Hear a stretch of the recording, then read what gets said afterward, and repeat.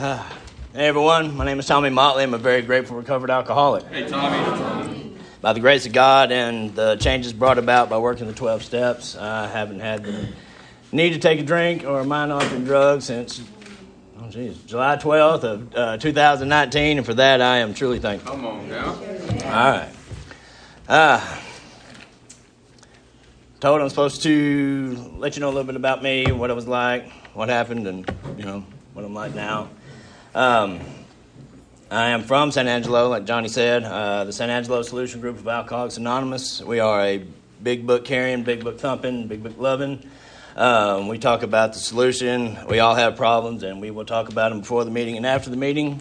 So come on by and see us. We're up on North Chadburn. If anybody's familiar with San Angelo, we'll be more than happy to have you Monday, Wednesday, Fridays at 6:30, and Sundays at 12:30.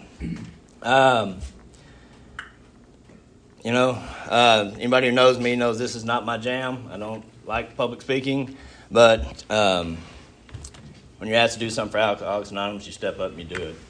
It's the least I can do. This program saved my life. It has brought me back from the brink of insanity and suicidal thoughts.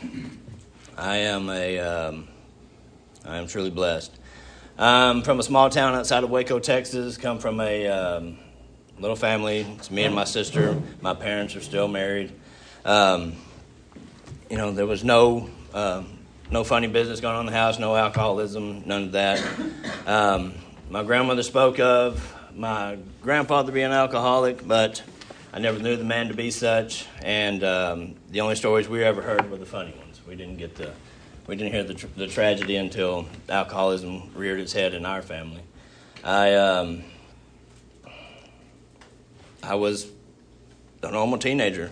Growing up, I'd have a sip or two off Dad's beer. That was a very proud moment when I finally got to take a sip off Dad's Budweiser.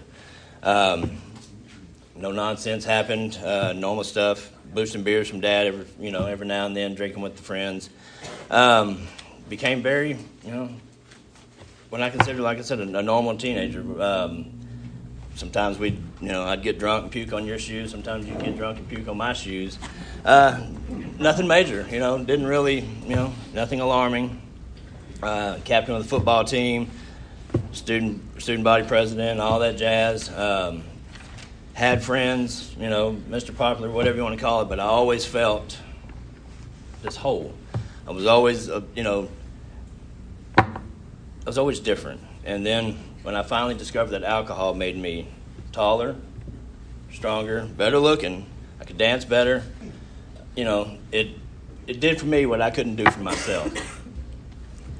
And spent the next several years, I graduated. The girl I was dating at the time had her entire family was nurses, her brothers, her sisters, her father, her mother, and I liked, they had nice things and I wanted nice things. So that seemed, I had no real direction in life. I've always kind of let God put me where he wanted me. And of course, back then I didn't know that. I just kind of basically was just being lazy. It seemed like a pretty easy thing to do. I went to college, graduated, and became a nurse. This is provided a good living for me. I worked the evening shift. We'd get off. We'd party. Drinking worked for a very long time. I'm not one of the ones that the first drink I had, my life became complete chaos and destroyed myself in a short period of time. This was the death of 1,000 razors. This took its time on me and about destroyed me and everyone in my life. Everything was fine for quite a long period of time. Going out, drinking, occasionally overshooting the mark. Waking up. I'm home. My truck is home. I don't remember getting here. Okay, that's fine. And these start to happen more frequently and more frequently and more frequently. But as time goes on, you throw yourself in a little bit, well, I'm going to take a little bit better care of myself. I'm only going to drink on Thursdays. I'm only going to drink on Fridays. I'm not going to drink on Sundays. I start trying to manage my drinking. Still no idea, nothing's wrong. I just need to cut back. I'm spending too much. I think I'm spending too much money. I'm getting in bad health. So I straighten out. I find myself, I reunite with a woman that that I went to high school with. We kind of chatted back and forth, but unfortunate for her, about this time I'm also, you have to pardon me, my timeline's a little hazy because I am an alcoholic, and this becomes like an episode of SportsCenter. There's a lot of highlights in my brain, and they don't always line up. So I try to piece it back as best I can, and still when I sit down alone and try to piece it together, there's some brown spots in here, so I may jump around, and I apologize.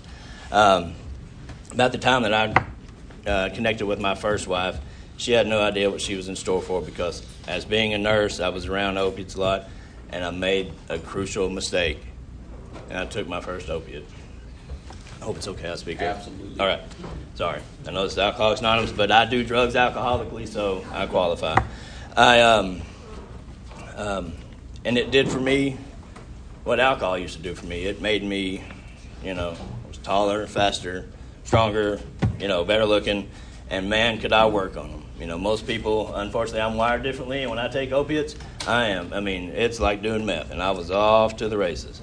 And so began a slow 8-year bout with these things.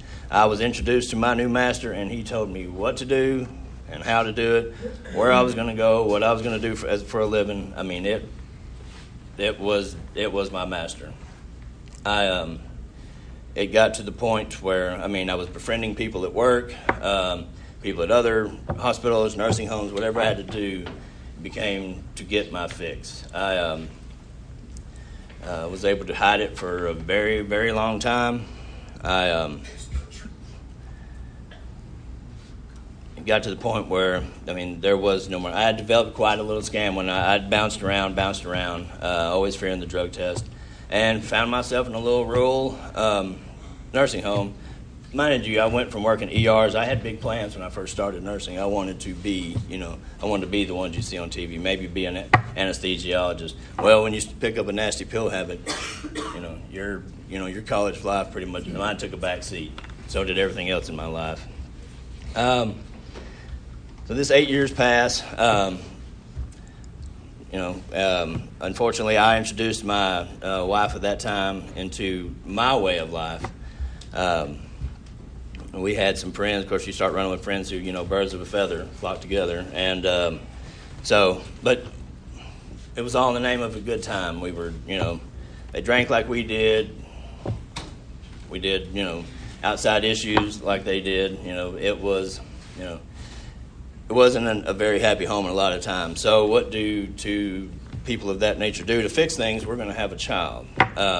Great idea. So my youngest is born, and things go downhill from there. She cleans up. I can't. I try at times because I want to be a good dad. We have an older daughter that was that she had coming into the marriage, and I tried. There's nothing more. I love these kids with all my heart, and countless times I've just seeing the tears in their eyes. Not knowing what's wrong with Dad, but something is wrong. They're too young to know the extent of what's going on. But I'm disappearing inside during birthday parties. There's fights. There's all kinds of chaos going on, screaming, yelling, and her and I could never get on the same page of getting our stuff together at the same time. Years go by. Finally, we just can't take any more of each other. We tried. We moved out to Angelo, moved back to where we were from, moved back.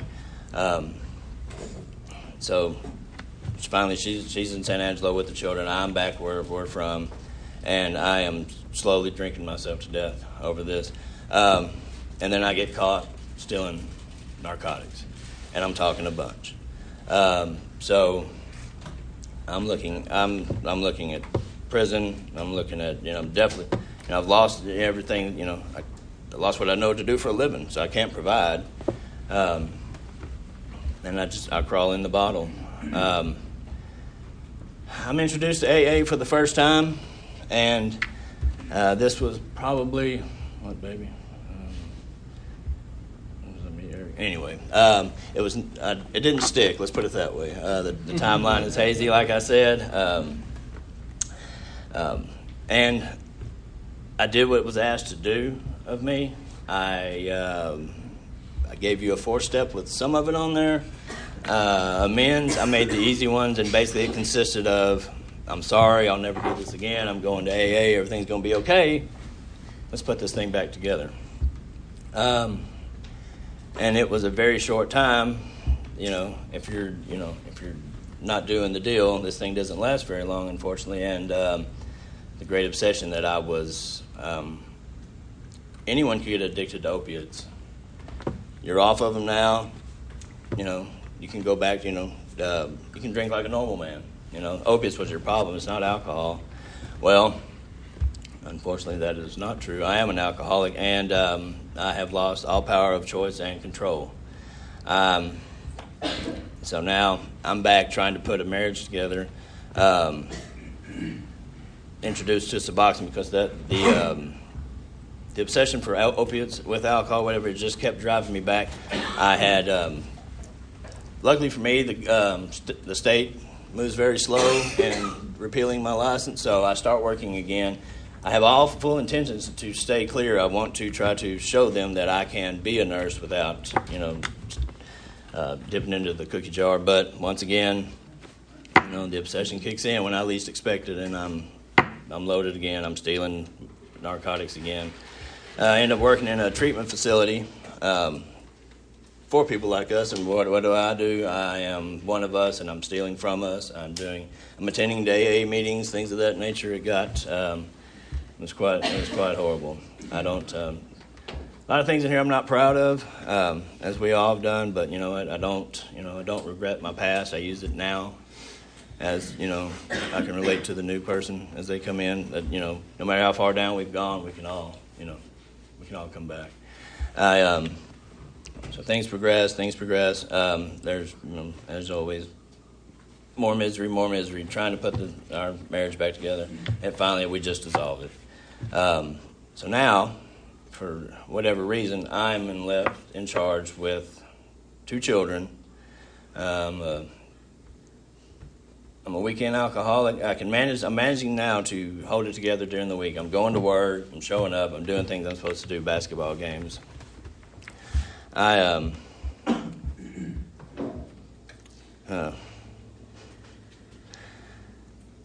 got to the point where, luckily for me, her parents were there, and they were able to step in and give me some help because I was coming unraveled. I didn't know to what extent this thing was going to take me. I tried AA again, once again, and this time, I did the deal. I gave you a little bit more of my 4-step, a little bit more of what I've done. I made a few more amends, and I just failed to enlarge my spiritual life. I became Jim in the big book. I didn't just coming to meetings, half-ass sponsoring a few guys, but I started putting other things first. I started he-ing and she-ing like we do. Stopped being president in my home group. I stopped, just being sober just became where it wasn't enough. And then it was the end of a perfect day, not a cloud in the sky, and a 6-pack of Miller Lite sounded pretty good. And before I knew it, I was off to the races. And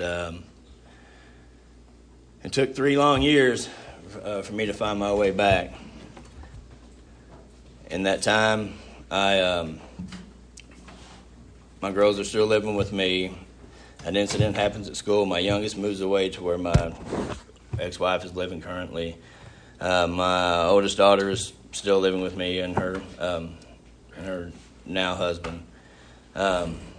And they saw a slow decline to the point where they could no longer stand to be near me in my home or witness any of the things that were going on. Countless times they'd come in, dinner's burned in the oven, I'm on the floor, I'm on the couch, just a lot of unpleasant things go on. Well, so they move out, and in my mind, all I could think of was good riddance. Now I can drink how I want to drink, I can get down how I want to get down, and no one's here to judge me. And see, this disease is so cruel because it gives you those brief glimpses of control. You go out and, you have a good time with your buddies. You go on a nice trip. You go, it gives you that brief glimpse. And people look at you and think that you've got your stuff together. He's got a nice house. He's got a nice truck. He's got a good job. He's got a nice woman. But man, just as we all know, what goes on in here, that's where the real pain is. That's where the ugliness resides. And everything changed for me one night. I come out of a bar with a woman I'd been seeing off and on for, a couple of years. And I get a pistol shoved in my face. And this man with tears in his eyes says, "You're sleeping with my wife." And, they always say that, your life flashes before your eyes before you die. Oh, that is true, but it wasn't the happy times that came rushing into my mind. It was all the bad times. It was all the horrible stuff I'd done to my children, my family. Every time I got drunk and drove my kids somewhere, every time I did a line and took my kids somewhere, every time I took a handful of pills and took my kids somewhere, I wanted him to pull the trigger. I was done with life. I was so sick and tired of living the way I'd been living. And by the grace of God, she talked him out of it. And I proceeded to crawl in the bottle, and for months on end, I tried to drink myself to death. I was done. I had flu more times than anyone in the recorded history of man on Mondays. I became a very bad employee. Sometimes it lasted a little bit longer than I anticipated, but, the fun stopped. I remember having my first beer before I went to work, just to steady my hand and to right my mind. Acquiring, more outside issues to pep me up, to bring me out of the funk that I was in, because I kept ebbing and flowing so bad. Seizures, panic attacks, blackouts, things. These are all new, and these are, finding yourself waking up, coming out of a blackout in the shower or at work. Things that were shocking me. Do these things sober me up? No, they don't. This carried on for a little bit. I'd wake up with a pistol on the bedside table a few times, more than I'd care to admit. And then one fateful night, July 4th of 2019, I'm laying there in bed. Sun's about to go down. I hear fireworks, music playing, people out celebrating their freedom. And here I am, about as trapped as any man could be. I was in a prison of my own body and my own mind, and I was done.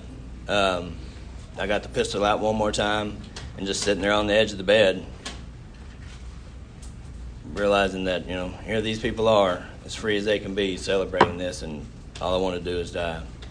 And I don't know if it's from hearing all the Chris Raymer tapes and hearing his story, or if it's my old sponsor or what, but that voice came into my head, like, don't do it, go back to AA. And, it's a funny thing. I hear Raymer say that all the time. And I always want to sound like Chris Raymer from up here, but unfortunately, I do not. And thank God for those tapes, thanks, those things, they've helped me out of a lot of binds. Joe and Charlie, in my early days, those two old dudes, man, I'd hug their necks if I could. So I pick up the phone and I text my old sponsor and like, hey, y'all still having meetings? I'm ready to come home. And of course, Jerry being Jerry, he gives me the who's this. So I go into it, and if any of y'all know, Jerry Green, he won't mind if I blow up his anonymity, but that's a rock solid dude. that is my sponsor. He's taught me everything I need to know about being a sponsor, about being a man in this thing. And I jumped in with both feet. It took me being on the brink of death. And you know what? We all have different war stories, I haven't been locked up. I don't have a slew of DWIs, you know what? But what makes me one of y'all, makes me, you're my brother. We all have alcoholism, man. When I take a drink of beer, I don't know what's going to happen or how many I'm going to have, and I'm sure not going to be able to stop when I want to stop. You know what? And, for the first time, I sat down with him and learned that, I am both mentally and physically wired differently. I don't, I have an allergy to alcohol, so when I put it in me, it sets me off. It triggers that allergy, and then I need more and more and more. And once I'm stopped, why can't I stay stopped? Why weren't all those, tearful nights, kids crying, parents pleading, whatever it took, why wasn't that enough? And I think the biggest heartbreak of it all was, looking myself in the mirror countless times, like, what is wrong with you? Why can you not stop? Because I've made that countless promise over and over and over again, like, I'm done. I am done living like this. I'm done. And I meant it. And God bless it, I would be right back in it. I'd make it 2 weeks, a month. No way 3 months. It was just a vicious cycle. But, man, our dang brains, man, it makes you think, man, you're overreacted. It wasn't that bad. You've been sober 2 months. You got this. You can do it. Go have a couple of beers with your friends. What's that going to hurt? Well, when the night's over and they go home, they stop. Here it is Saturday morning. I'm still going. Saturday night, Sunday morning. The party keeps going in my house. But believe me, it is no party. There's no fun in the Motley household when that's going on. Excuse me, y'all. So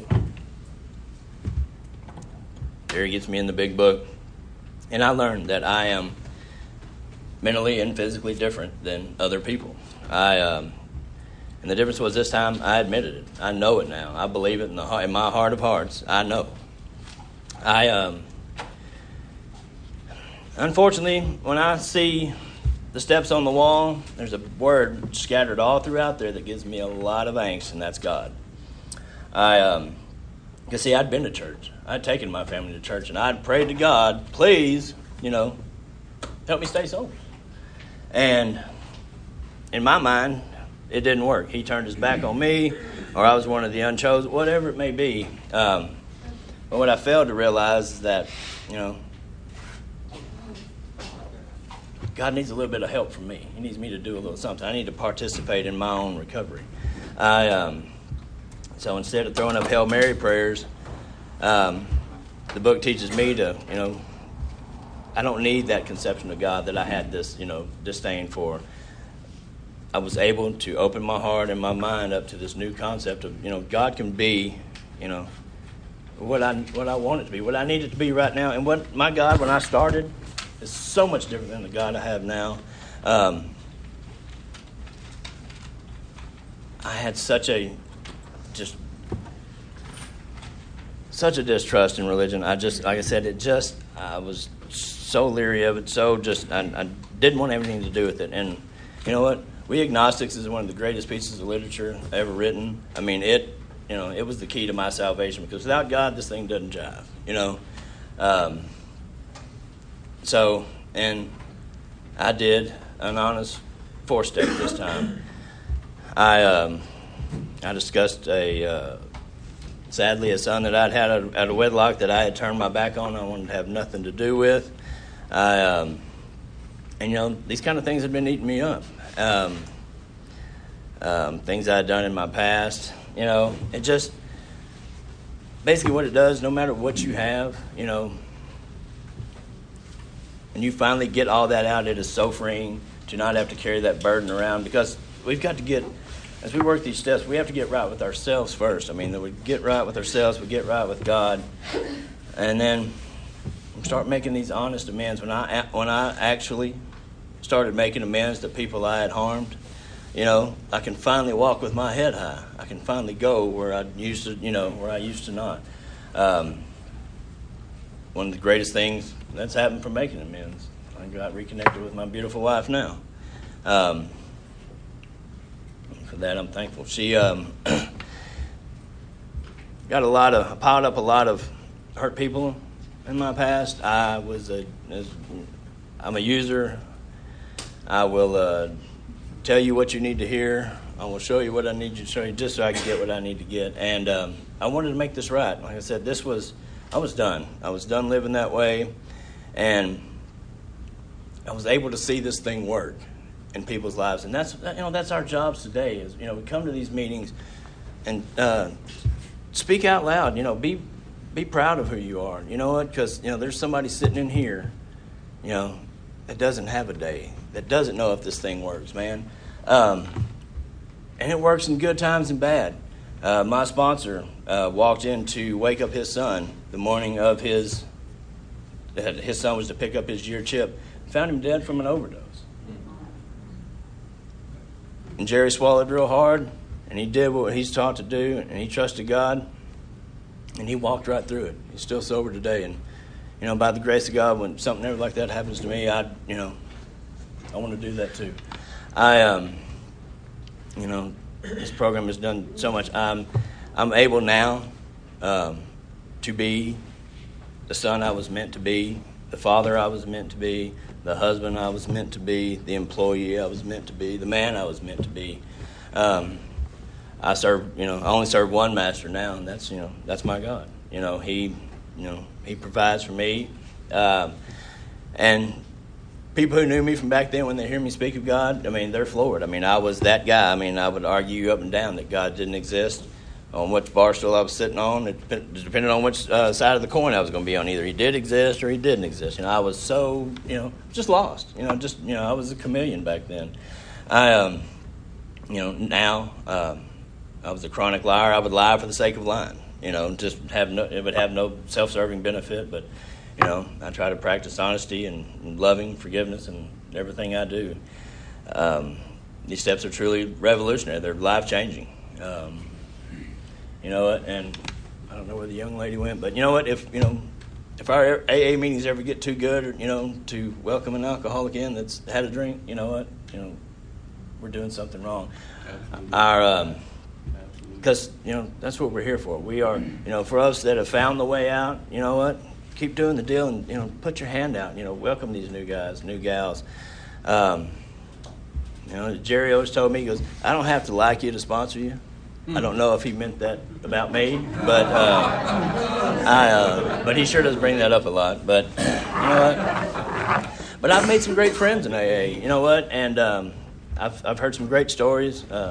Kenny here, God puts people in your life at the weirdest times. I wouldn't say I was faltering, but I was getting a little stale. And Kenny and I worked at the same place.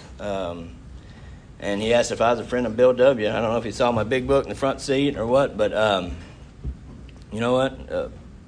It's good to have a brother out there. He and I get to vent to each other a lot, so we don't take it home or take it to work. Do whatever we got to do. There's, this fellowship has a